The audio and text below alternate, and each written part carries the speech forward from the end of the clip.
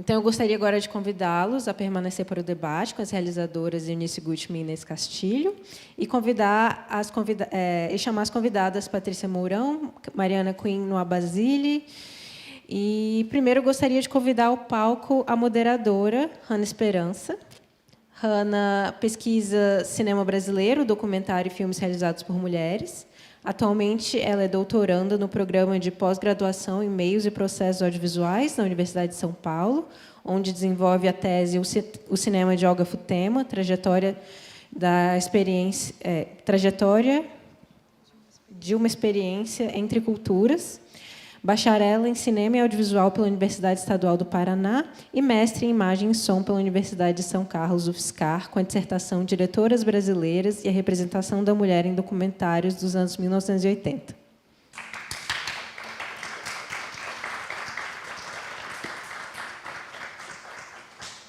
Agora, eu gostaria de convidar ao palco a Mariana Quinn Noa Basile.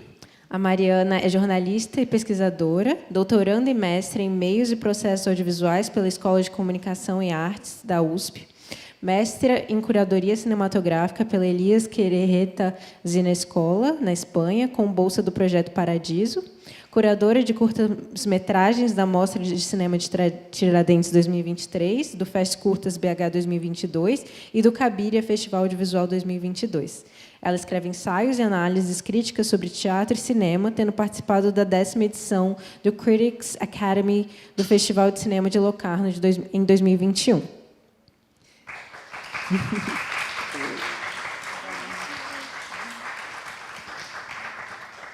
E agora eu gostaria de convidar a Patrícia Mourão. A Patrícia é ensaísta, curadora de cinema e pesquisadora, pós-doutoranda no Instituto de Artes da Universidade Estadual de Campinas, com bolsa na FAPESP, tem doutorado em cinema pela USP, com bolsa sanduíche na Columbia University. Sua pesquisa versa sobre as relações entre arte e cinema. Ela publicou em revistas como Film Quarterly, Crisis and Critique, Framework, Jornal e Zoom.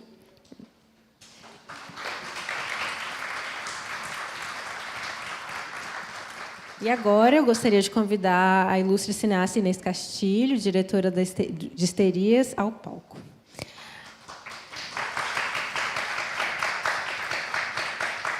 A jornalista Inês Castilho participou ativamente da imprensa feminista independente do Brasil nas décadas de 1970 e 1980, por meio dos jornais Nós, Mulheres e Mulherio. No cinema, dirigiu o curta-metragem experimental Histerias e o documentário Mulheres da Boca, em parceria com Cida Aidar.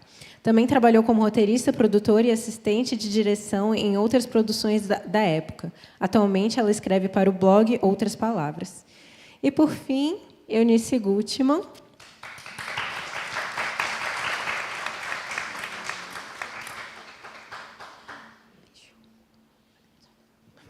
Eunice Gutmann é cineasta, editora e roteirista, formada em cinema pelo Instituto Nacional Superior de Artes de Bruxelas. Trabalhou na edição de programas para a televisão belga e francesa. Voltou ao Brasil nos anos 70, onde dirigiu seu primeiro filme, o documentário O Mundo Era Muito Maior que Minha Casa. A partir daí, realizou pelo menos 17 filmes ao longo de sua carreira. Sua realização mais recente é o longa-metragem Luzes, Mulheres, Ação, lançado em 2022. Grande parte da obra de Gutmann é dedicada às questões femininas e à luta das mulheres por seus espaços.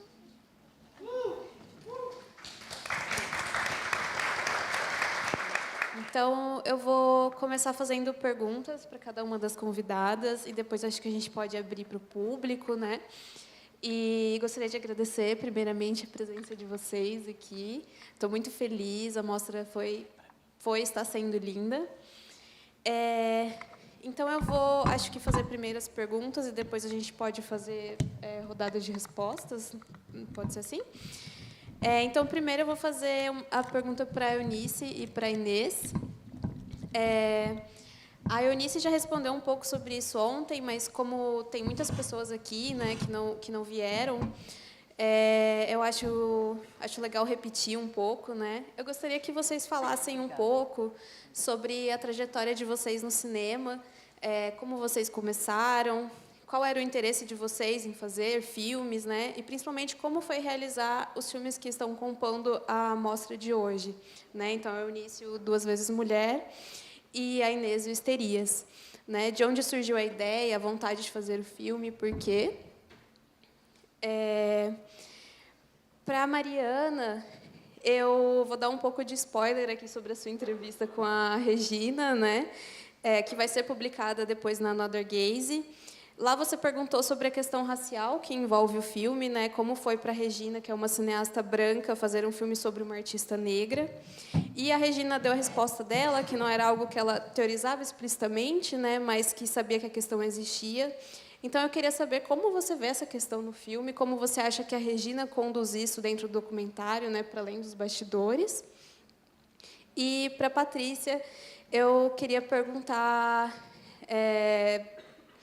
sobre como você vê o Preparação 1, né, nesse contexto do cinema experimental, principalmente o brasileiro, e como você vê ele também em relação aos outros filmes da mostra nesse sentido, né, sobretudo o próprio Histerias, da Inês, né, que também tem, a meu ver, elementos bastante experimentais. E, por enquanto, é isso. Acho que a gente pode fazer isso. Começar pela Eunice. Pode começar por você. O que você quer que eu fale primeiro? Eu quero que você fale um pouquinho sobre a sua trajetória no cinema, como você começou e, principalmente, sobre como foi fazer o Duas Vezes Mulher, que é o que a gente está exibindo aqui hoje. Tá. Não, esse filme, na verdade, que a gente viu hoje é uma versão de 10 minutos. Eu fiz o original, tem quase 40 minutos. É sobre como é que se diz? Quando as pessoas vêm de outro estado para o Rio de Janeiro. Imigração. É um tema que sempre me acompanhou, né? Porque, na verdade, o Rio de Janeiro acolhia pessoas de todos os estados. A minha mãe veio de Pernambuco e o meu pai veio de mais longe ainda, da Polônia. Então, quando eu conheci uma dessas, em algum encontro de mulheres, eu conheci uma das personagens e resolvi entrevistar, e acabou que eu resolvi fazer uma entrevista com 2 mulheres sobre esse processo migratório, né? Migratório.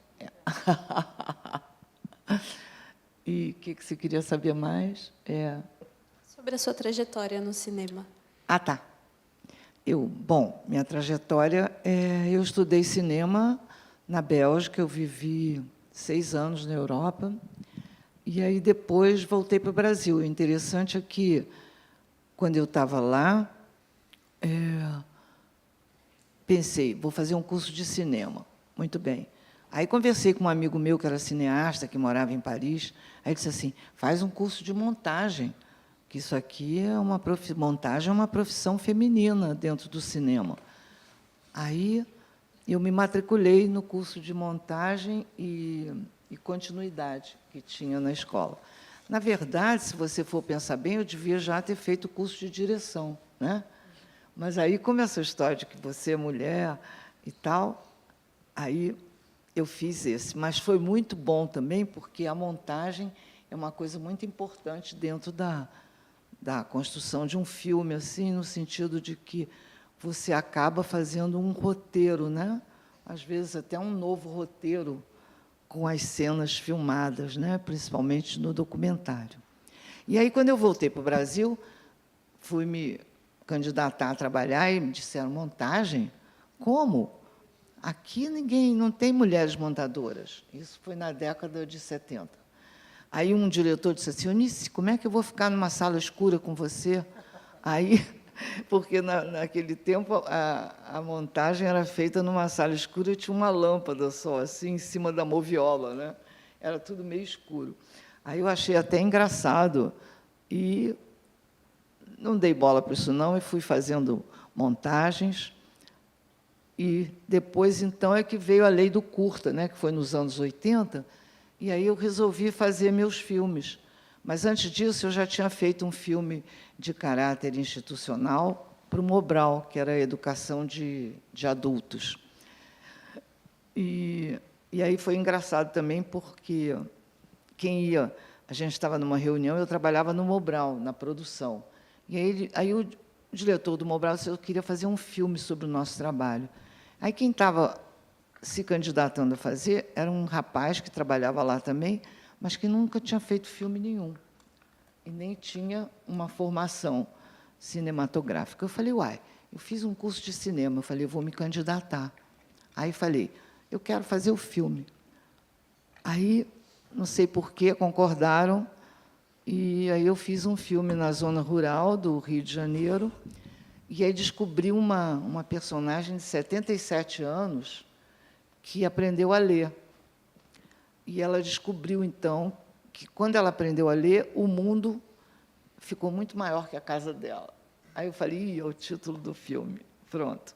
E aí eu entrevistei essa senhora de 77 anos, que realmente era um fenômeno, né, aprender a ler com essa idade, e também outras professoras e alunos. E aí fizemos um filme que durou uns 25 minutos, e como era assim de caráter documentário, como é que se diz, mais sem ser aquele institucional de verdade, né, porque eu usei a voz off, eu fiz um documentário que não era institucional, era um documentário criativo.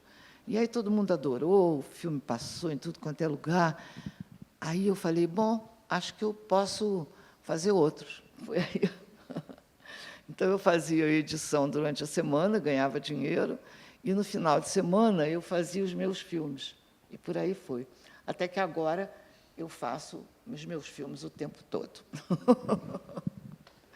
Daqui a pouco a gente fala mais. Né? Obrigada, Eunice. Morro de inveja, porque eu parei para ganhar vida, né? Não dava para fazer cinema. Mas, pegando o gancho do fato de você ser montadora, o Histerias é um filme de montagem. Ele foi criado a partir de uma experiência pessoal e nós tínhamos acabado de fazer um outro filme, um primeiro filme chamado Mulheres da Boca, sobre prostituição. Um filme sobre prostituição também. Chama-se era Amores de Rua. Era um fascínio, né? Tempos de liberdade sexual, né? A gente queria conhecer aquele mundo.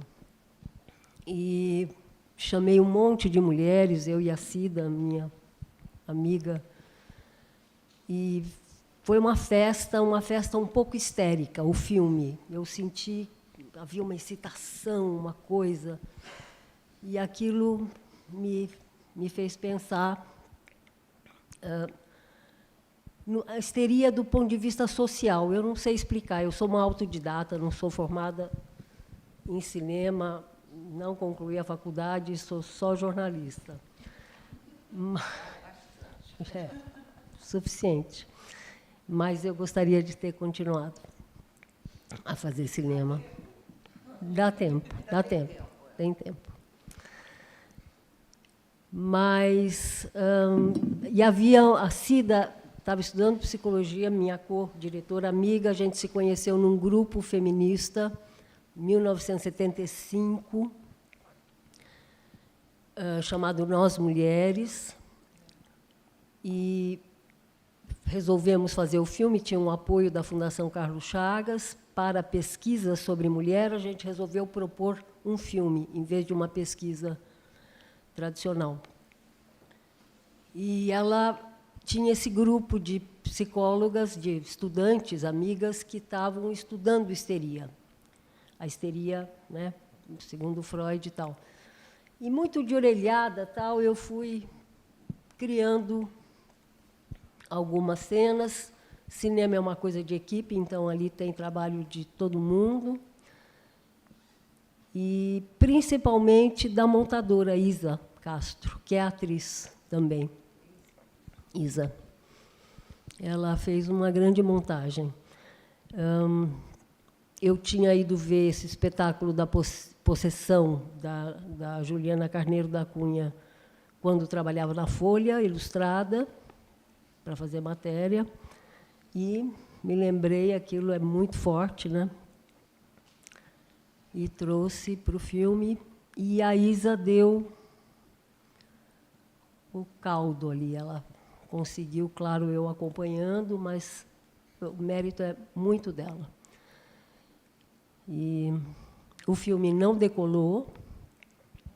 O Mulheres da Boca, no YouTube, tem mais de 300 mil visualizações, ele é muito solicitado, e o Histerias tem 1.000 e pouco.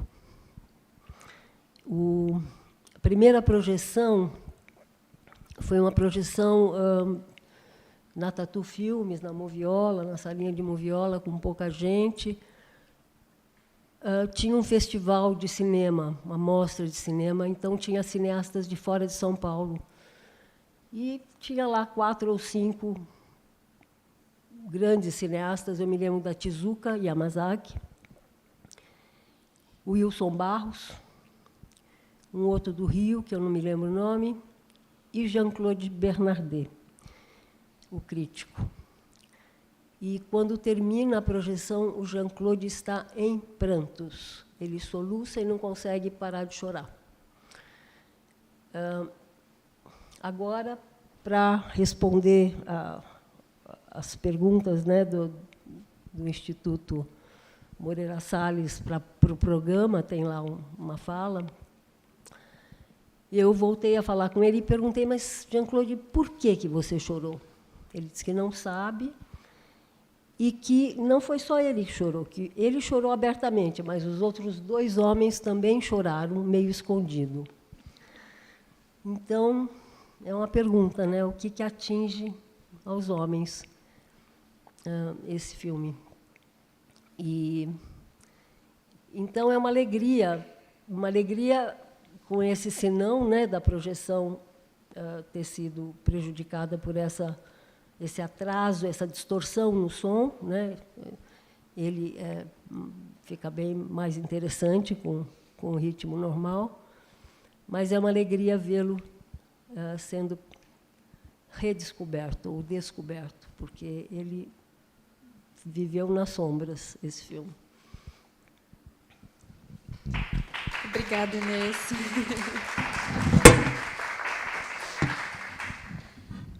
Mariana. Obrigada pela pergunta e queria agradecer também, mas muito por estar aqui, assim, eu acho que é uma mostra histórica, assim. Isso é muito legal quando a gente se sente fazendo parte de um momento histórico, com cineastas históricas da nossa cinema de mulheres no Brasil. Então, estou muito feliz. Obrigada também, esse limite nesse sentido, né? Do convite, mas também de resgatar as obras, de torná-las públicas de novo, exibi-las. Bom, essa pergunta, ela tem uma coisa que é um certo incômodo que acaba sendo uma forma de catapultar parte dos meus estudos atuais, que é, muitas vezes, eu sou a pessoa que fala de raça e cinema de mulheres, ou dessa intersecção que tanto me interessa, de fato, né? Mas é algo que precisa ser dito, porque todas nós somos racializadas, né? Quando isso se polariza em mim, por eu ser uma mulher negra professora de cinema, eu acho que isso diz sobre a história do cinema de mulheres também, em alguma medida. Eu sou realizadora também, sou só jornalista, né? Eu acho interessante isso também, né? Eu sou das jornalistas que vão para o estudo do cinema ou para o cinema na realização. São várias. Mas, então, quando eu vou para esse lugar, assim, pensando questões raciais, acho que é importante falar, mesmo como só pesquisadora, mesmo realizadora, que isso é um ponto assim, a ser mencionado no cinema de mulheres. Feito no Brasil, né? Uma amiga, que eu preciso lembrar dela aqui nessa mesa, porque ela estudou Mulherio, o jornal e o cinema de mulheres curta-metragistas no Brasil, que é a Ana Guerra. No artigo dela, que eu vou ler aqui, peguei a cola, entre a redação e o set de filmagem, a circulação do pensamento feminista na ditadura civil-militar, a Naila menciona que durante a ditadura a gente teve uma produção muito grande de curtas-metragens feitas por mulheres no Brasil, uma produção maior do que, em geral, talvez a gente possa pensar. E esse número é o seguinte: 224 filmes, 123 diretoras. Cadê? Por isso que a história do cinema, esse gesto da Cinelimite, enfim, nesse sentido do cinema de mulheres especificamente. E a Nara diz nesse artigo também que, em geral, se estuda mais os longas-metragens de mulheres. Aí tem um outro artigo que eu tentei, quero ver aqui se dá para ver, mas da Auxiliane Cavalcante, que é outra pesquisadora de história do cinema de mulheres, que ela fala que até 1979, pelo menos, desde o começo da história do cinema brasileiro, a gente teve 15 cineastas fazendo 20 longas-metragens. Dentre as cineastas, poucas são as mulheres negras no ensaio da Adélia Sampaio, no falo dela aqui. Mas estou falando disso para pensar que essas produções de filmes, quais foram os filmes que tinham cineastas mulheres negras fazendo filmes, ou personagens mulheres negras? São poucos. A gente tem alguns filmes de diretoras brancas que se debruçaram com atenção sobre o que as mulheres negras tinham a dizer sobre si em termos de vivência na vida, para além da questão racial, de gênero e de classe. Coisas para além desses temas, mas também sobre esses temas. Acho que um dos filmes a gente viu hoje aqui da Lenice. Mas a gente tem alguns outros pontos ainda assim. Dentre eles, a gente tem o da Regina Xavier, que foi com quem eu fiz a entrevista, que é a diretora do Ana, que a gente viu aqui. Que a protagonista é a uma artista visual. E o filme é de 82, e eu acho muito interessante pensar que o filme também tem um gesto muito proeminente de montagem, porque a montagem está sendo falada desde o início mesmo, e eu vou falar também um pouco disso. E aí, o filme tem a ver com montagem, além do tema da montagem passar aqui na mesa, tem uma outra coisa que me chama a atenção, que esse é o único filme da Regina. Ela fala muito na entrevista sobre isso, de pensar em trabalhar. Eu vou trabalhar com outras coisas, porque vindo de cinema caipingado, né? Por projeto. Então ela desiste da graduação de cinema na ECA e vai trabalhar em loja. E é convidada pela Cristina Amaral, que é companheira dela de graduação, uma grande montadora de filmes, dessa época que a gente está falando aqui, de 70. É convidada pela Cristina para fazer uma produtora, que é a Foco Filmes, que é a produtora que aparece no filme, no final do filme Ana. E então a Cristina, e junto com o Joel, né? E eles fazem esse filme, né? Da Regina, só que é o único filme da Regina, depois a Regina fica mais mesmo escrevendo. Ela também é escritora, né? De livros infantis. Bom, mas falando dessa questão racial especificamente, então a gente tem poucos filmes dentro desses todos feitos por cineastas negras ou que tem como proeminência esse gesto de mostrar e se interessar pelo que as mulheres negras têm a dizer. Aí a Ana me chama a atenção nisso. E aí tem uma coisa que é importantíssimo pensar nesse sentido, que é que a Cristina Amaral é a lutadora.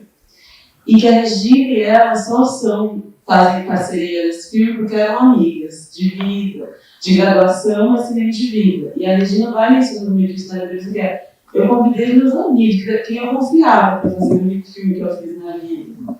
E é muito interessante isso, porque, no fim das contas, a Regina faz o roteiro com o Joel e com a Cristina, e a Cristina é a montadora e a fotógrafa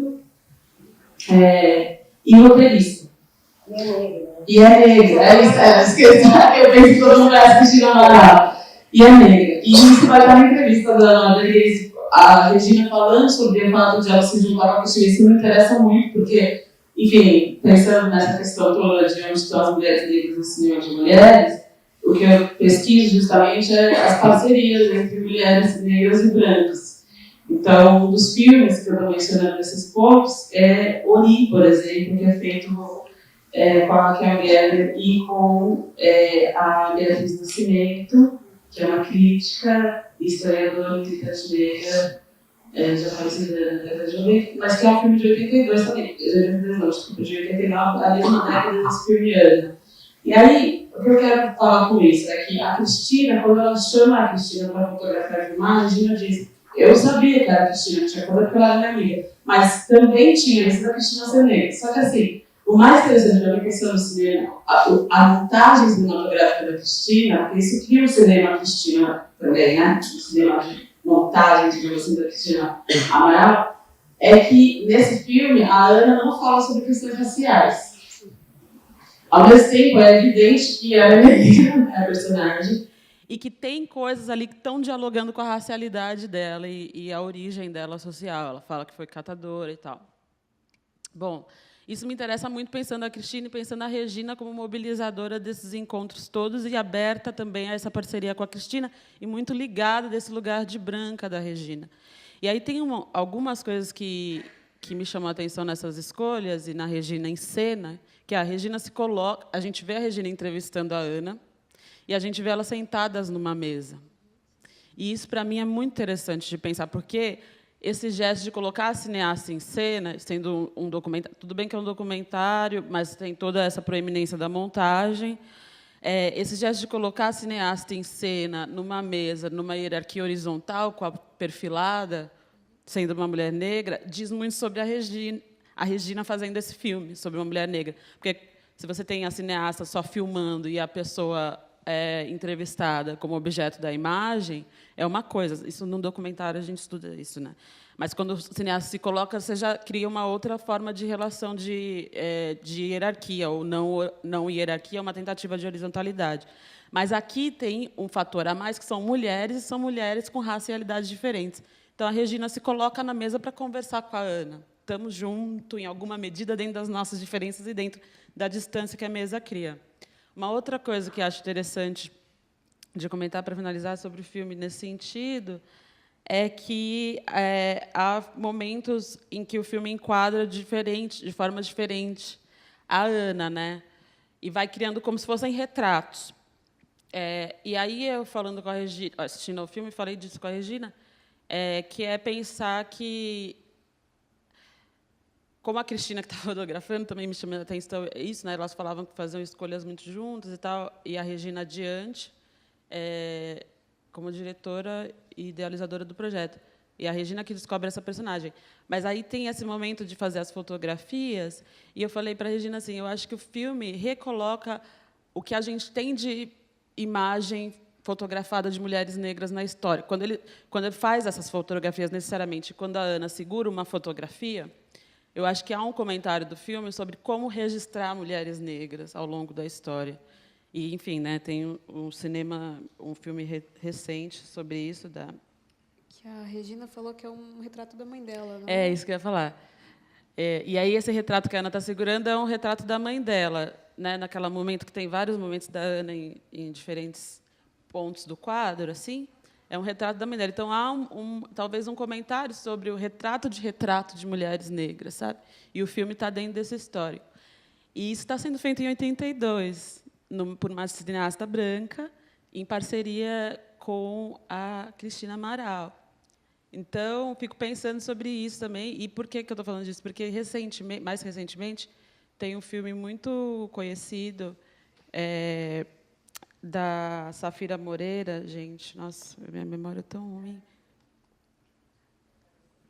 Perdão? Travessia. Obrigada.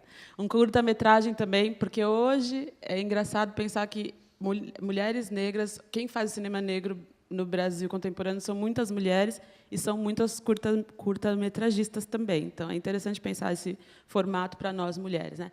E aí, o filme da Safira também pensa isso, o registro das imagens de mulheres. E eu acho que há uma conexão, o registro das imagens de famílias negras, né? E acho que há uma possibilidade de pensar isso. Assim, esse filme, em 82, também me parece que está reenquadrando, pensando em formas de reenquadrar as já historicamente enquadradas mulheres negras, pensando assim nos retratos dessas mulheres desde a escravização, né? Então, acho que eram esses comentários. Desculpa me alongar. Obrigada, Mariana. Obrigada.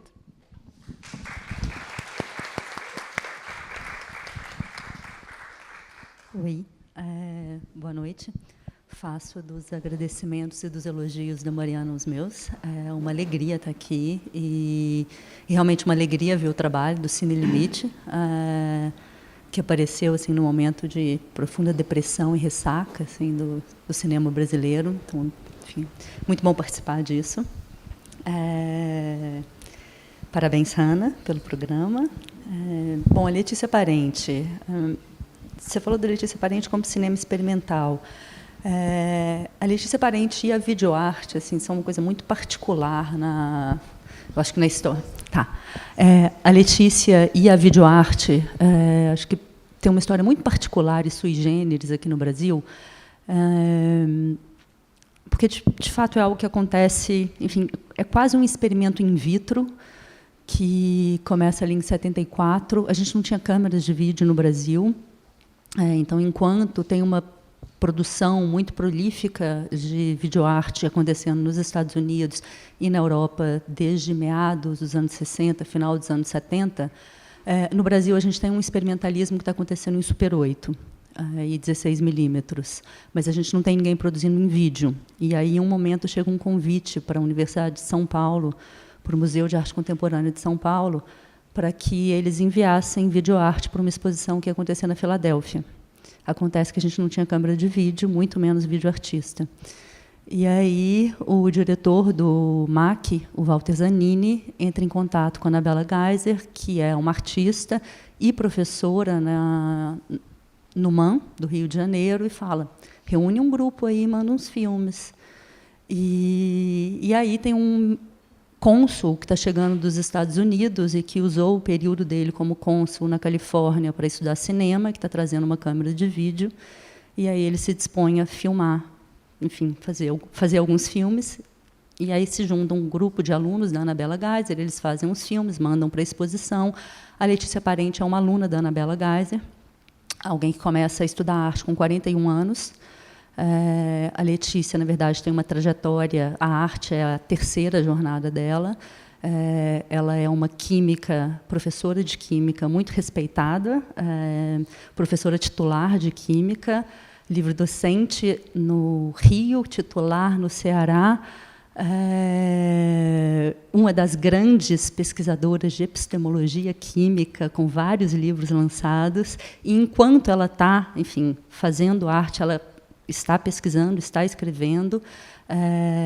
Em 82, ela sai para um pós-doutorado na França, depois outro na Itália. Então, enfim, a trajetória dela como artista é algo que começa muito tardiamente. Ela vai produzir ali durante mais ou menos 15 anos, e ela tem esse encontro com o vídeo, quando ela está começando a estudar. O vídeo é uma mídia muito convidativa para artistas sem formação, e especialmente para mulheres. Você pensa que, de repente, você está lidando com uma mídia que não tem 1000 anos de história atrás dela, 1000 anos de tradição, você não tem que nem dominar uma técnica, não tem esse peso do domínio de uma técnica, nem de uma tradição, então é uma espécie de, enfim, território muito livre para a experimentação. E a Letícia vai se tornar uma das grandes videoartistas brasileiras. E isso é mais também, enfim, algo particular da nossa história, é que os grandes videoartistas brasileiros são mulheres. A gente tem a Letícia Parente, a Anabela Geiser e a Sônia Andrade, todas que começam a produzir nesse momento, ali em torno do MAN do Rio. E é isso, a Letícia vai ter, acho que são 7 filmes. Diferentemente de todos os filmes aqui, é um filme sem montagem, né? São 3 minutos, é o filme mais curto, é um filme sem montagem. Esse primeiro momento da videoarte não tem montagem, os filmes, enfim, eles não têm como montar. E a Letícia, o trabalho dela é inteiro feito dentro de casa, todos os filmes dela são feitos dentro de casa, e ali em Ipanema, no Edifício Brasil.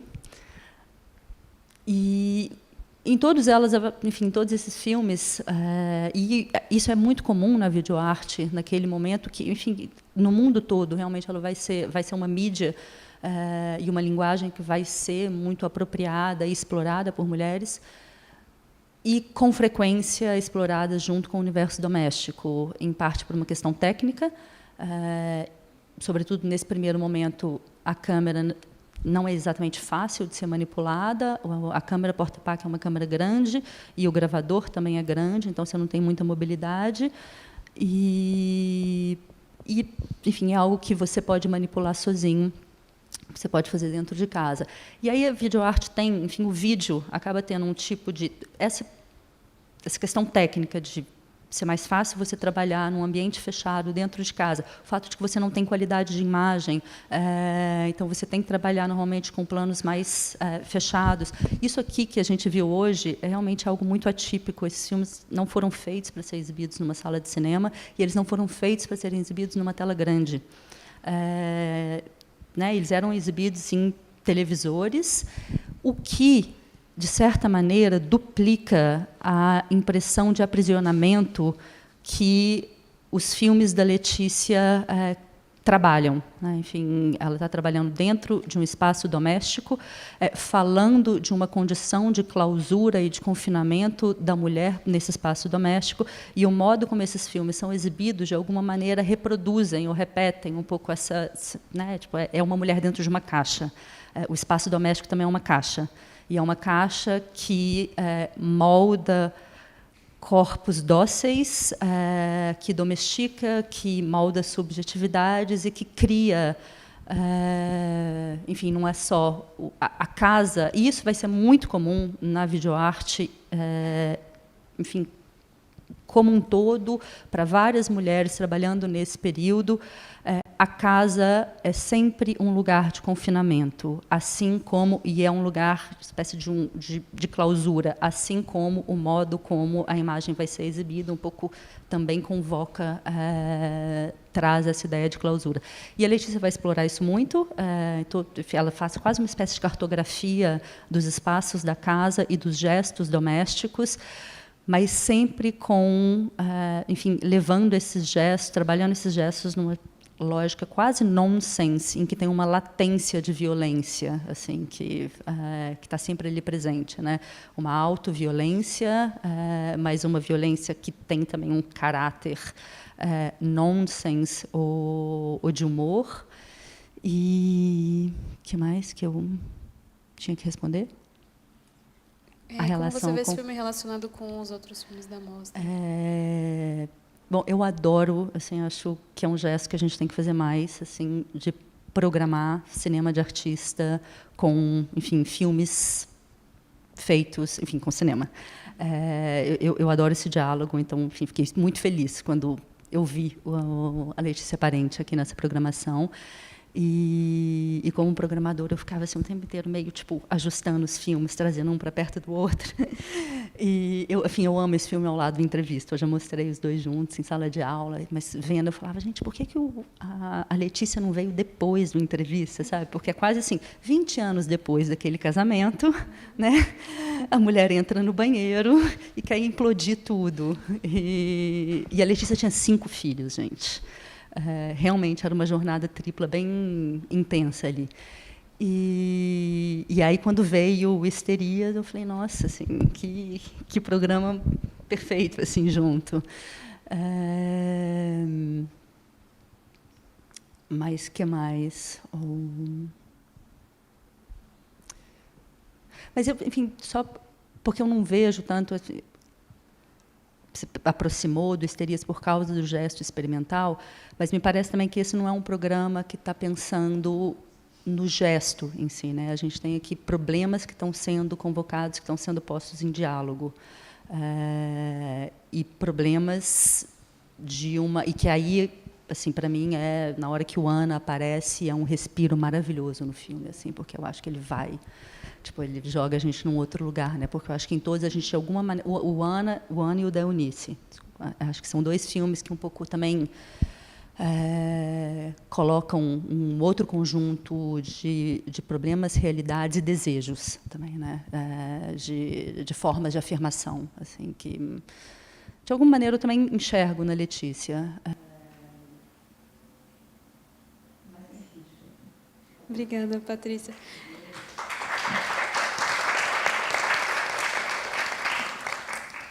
Só para falar que eu acho que um dos vídeos da Letícia dessa série está passando na Pinacoteca.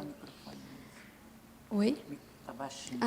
É que um dos vídeos da Letícia Parente dessa série do Preparação está passando na Pinacoteca. Pelo menos há um mês atrás, mais ou menos, estava. Então, dá para ver lá também. Gente, eu acho que eu vou, então, abrir pergunta para o público. Quem gostaria de começar?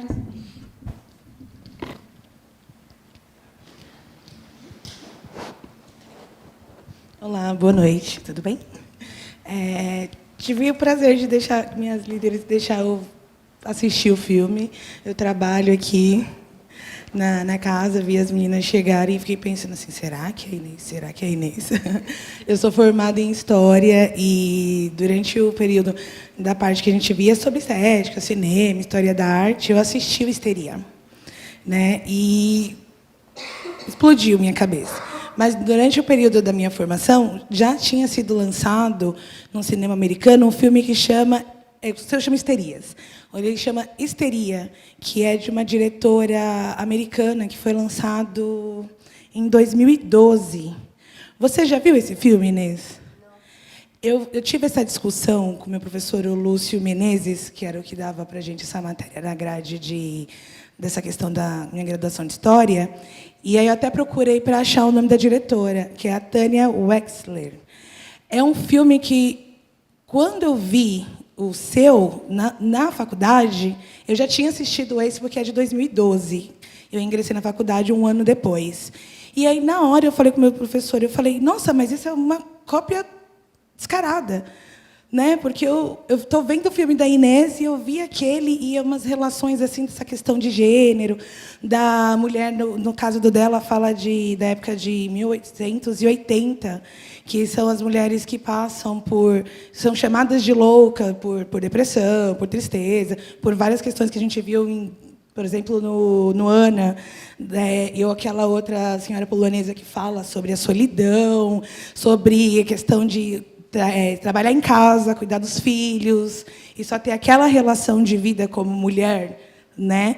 E aí, quando essas mulheres são identificadas com algum tipo de ansiedade ou depressão, elas são levadas para o manicômio, são vistas como loucas. A gente ainda tem um pouco disso, né? Se a mulher ainda fala muito mais alto, olha lá, histérica, né? Se é um cara imponente. E aí eu queria perguntar isso para você, porque eu tive essa discussão em sala de aula, e aí eu estou tendo a oportunidade, a honra de perguntar diretamente para você, porque esse contraponto e esse filme, que veio anos depois do seu, me remete muitas cenas, como a cena que tem delas vendo uma mulher gritando no carro, e aquela questão parece que ela está louca, e a questão da mulher que tem um monte de filho, um monte de criança, quando aparece que ela comenta assim, você está usando, né, o seu poder masculino, você está conseguindo, você tem a sua, que a gente hoje entende que é um privilégio, né?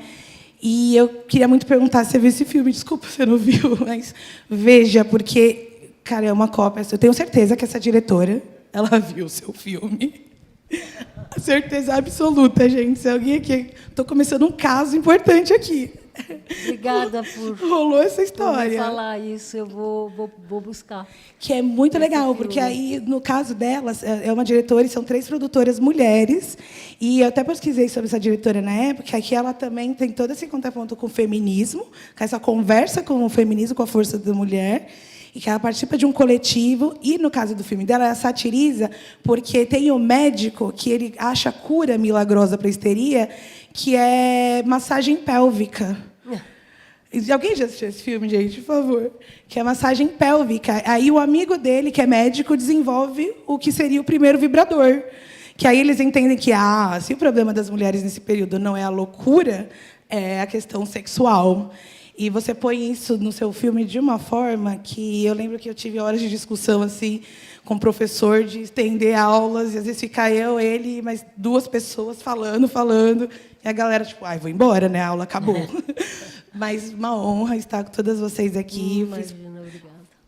Parabéns por pelo seu debate sempre.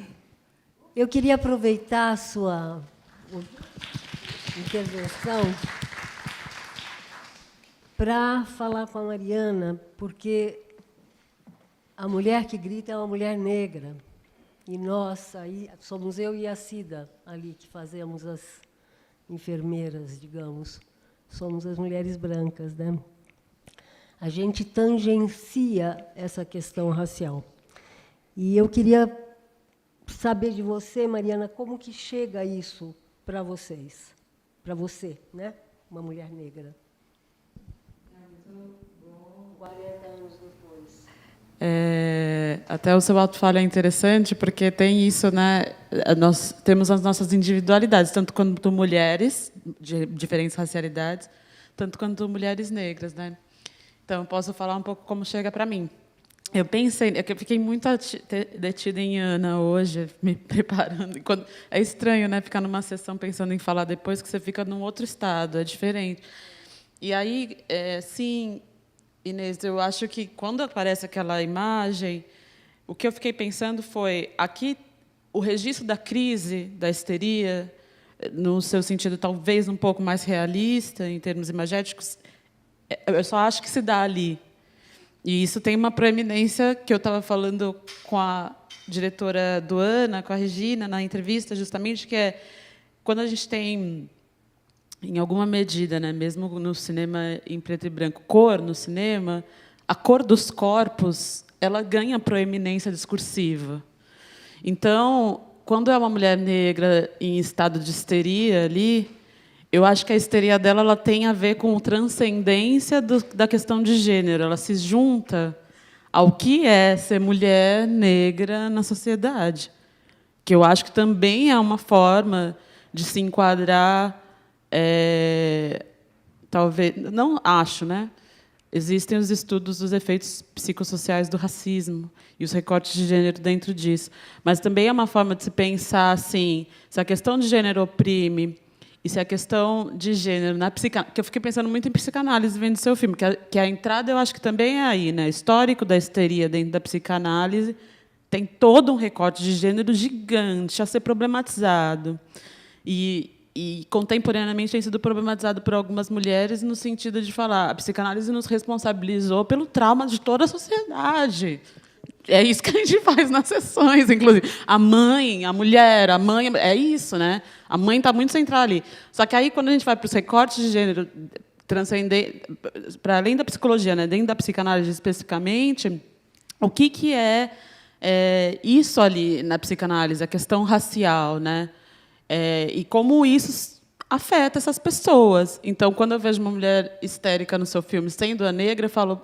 Aqui, o filme, para mim, de fato, está dialogando com o que é uma histeria de um corpo que tem um duplo marcador de opressão, no mínimo, que é ser negra e mulher. E aí você pira mesmo. Eu acho que a piração de poder pirar, não só ser enquadrado como histérica, mas, de fato, ter crises, eu acho que é viver num mundo racista, machista, entendeu?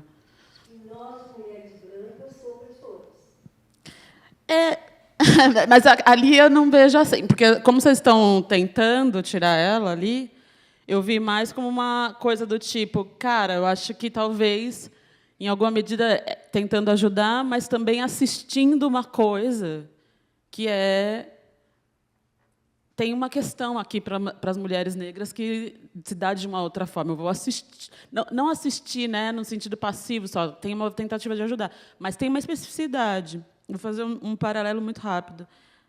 No Feminino Plural, que é um dos filmes dos meus estudos que tem um recorte de gênero da Vera de Figueiredo, de 1976, que a gente está dentro de um recorte temporal muito específico, né? Décadas de 70 e 80, mulheres fazendo experimentações fora do Brasil, no Brasil, Super 8, debate feminista e tal, em parte da segunda onda.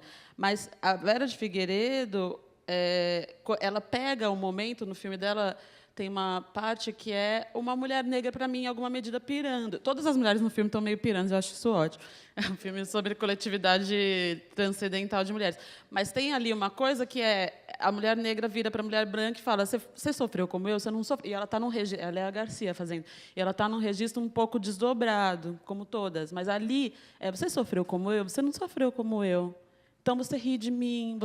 E aí eu fico pensando nisso. Como que, por vezes, é possível colocar as mulheres negras sendo também olhada pelas mulheres brancas com as suas especificidades. Isso faz o quê conosco e com vocês? Né? Na história do cinema, inclusive.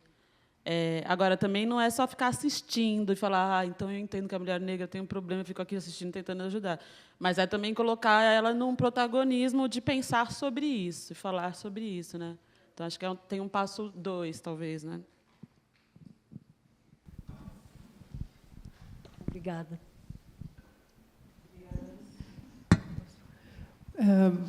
Boa noite. Antes de tudo, parabéns pela mostra, Hannah, William, Glenn, sensacional. E esse grupo aí em cima é emocionante.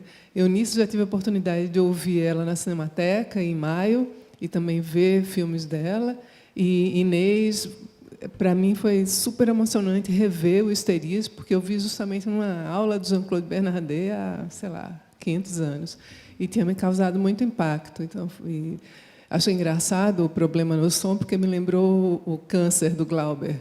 Então, está tudo dentro desses filmes que, pelo menos, não o filme, mas a projeção, que tem problema do som, e da outra camada que junta ao filme.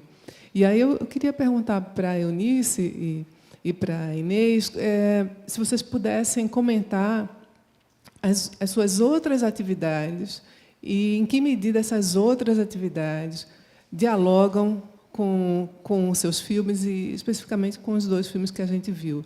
Então, por exemplo, Eunice, a sua militância política, como você...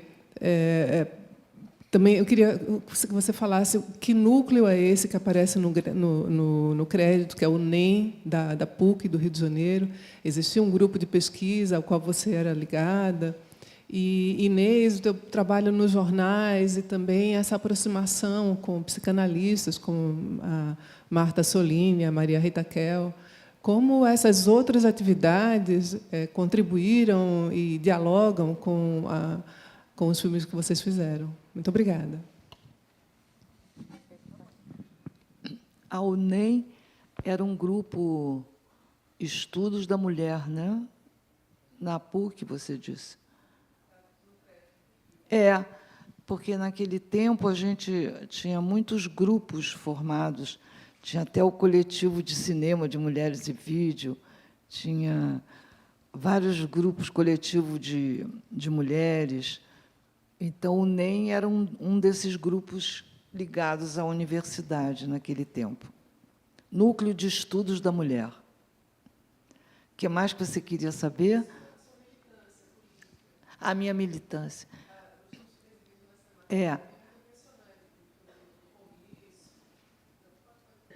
Como? Bom, não, eu acho que é o seguinte, naquela época, a gente, ligada às universidades, existia toda uma militância política que queria melhorar o mundo, né, para gerações futuras, tal. E aí eu sempre fui ligada a esses grupos. Mas aí um dia eu descobri a história de o que é ser mulher dentro dessa sociedade. E foi alguém que falou uma frase famosa, que era... Como é? Que era: o pessoal é político. Então, o pessoal, o que significa? A minha vida pessoal. Quem sou eu, né, dentro dessa sociedade que está aí. E aí você chega ao patriarcado, que é, na verdade, um conjunto de medidas que dá um poder ao homem, né? E essa mulher que existe aí nesse patriarcado deve ser, então, subjugada a um papel, entende, inferior. Aí eu disse, bom, eu acho que é aí que eu vou, digamos, exercer uma atividade política, porque tem a ver com quem sou eu dentro dessa sociedade. Então, daí surgiu também a minha ligação com o feminismo, que estuda o papel da mulher dentro da sociedade. Como é que a gente vai transformar essa sociedade numa coisa mais igualitária, né? Que não tenha o poder do homem, a submissão da mulher, mulher fica dentro de casa, homem vai para a rua. Aliás, é uma experiência que a gente, na nossa geração, tem, que eu tinha um irmão mais velho, eu sou a do meio, e tinha uma irmã mais jovem. Então, durante as férias, quando eu era criança, assim, pré-adolescente, o meu irmão podia ir brincar na rua, e nós não, tínhamos que ficar dentro de casa. Foi aí que eu comecei a escrever até roteiros de histórias em quadrinhos, que eu lia muita história em quadrinho, que era muito bonitinho de ler nas férias, e eu comecei a fazer minhas próprias histórias e fiz a minha irmã e o meu irmão representarem. Então, eu acho que desde cedo já começam uma atividade que você vai se identificar o resto da vida, né?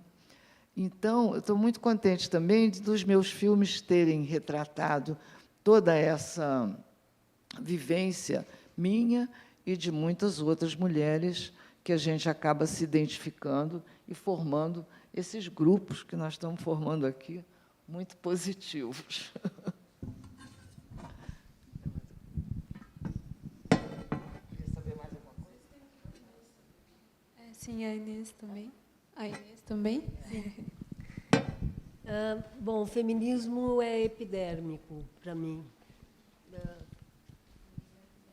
Intuitivo, eu fui atrás disso desde muito cedo, a partir da minha experiência, do que eu via ao redor e tal. E entrei nesse grupo, eu fui para Nova York, fiquei uns anos lá, muito atrás de ver o movimento feminista, que era muito forte lá, e voltei, e era um momento que se constituía esse grupo Nós Mulheres, o primeiro grupo em São Paulo que se afirmou feminista. Já existia o Brasil Mulher, mas que foi criado em torno da luta pela anistia política, né? Então, estávamos em plena ditadura ainda, mas aí, logo que eu chego, o assassinato do Herzog marca o começo do fim, né, da ditadura, 75. E, bom, e aí aconteceram esses filmes, né, foi uma oportunidade ali que surgiu e foram feitos, e eu segui como jornalista. Editei o Mulherio, que hoje é um jornal que ganhou importância, né? É uma referência. É um jornal que durou quase 10 anos. E, nessa trajetória, eu me descobri como mulher branca, classe média, depois cisgênero, né? Porque as lésbicas entraram com tudo no feminismo. Aí branca, porque o feminismo negro veio à tona, então essa coisa da branquitude ficou muito clara. E fui vendo, né, o feminismo negro, por exemplo, florescer de uma maneira maravilhosa. Fui ficando velha para trás, assim, com relação ao feminismo, mas com muita alegria de ver como ele foi se firmando, virou parte da cultura, né, eu acho, em geral, apesar da fome, apesar da pobreza, não é? E hoje eu vejo as mulheres indígenas. Esse é o meu olhar hoje. Eu acabo de chegar de Brasília, onde houve a terceira marcha, né, das mulheres indígenas. E é uma beleza ver o poder que está surgindo ali. É um poder maravilhoso. E eu olho para isso porque eu acho que é daí que vem, quilombolas também lá, mulheres, é daí que vem a nossa possibilidade de sobrevivência no planeta. É do conhecimento, do aprendizado de nós não indígenas com os povos indígenas e principalmente as mulheres indígenas que sentem na pele, né, toda a violência do mundo dito civilizado, que é a nossa possibilidade de sobreviver, além da beleza e da alegria que elas trazem, apesar de toda a violência. E é isso.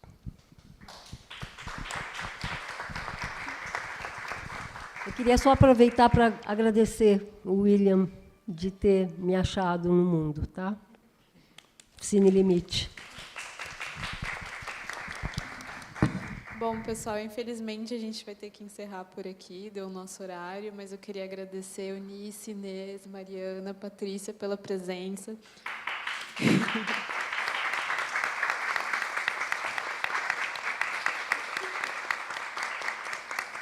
E é isso, pessoal. Boa noite, então. Muito obrigada pela presença de vocês.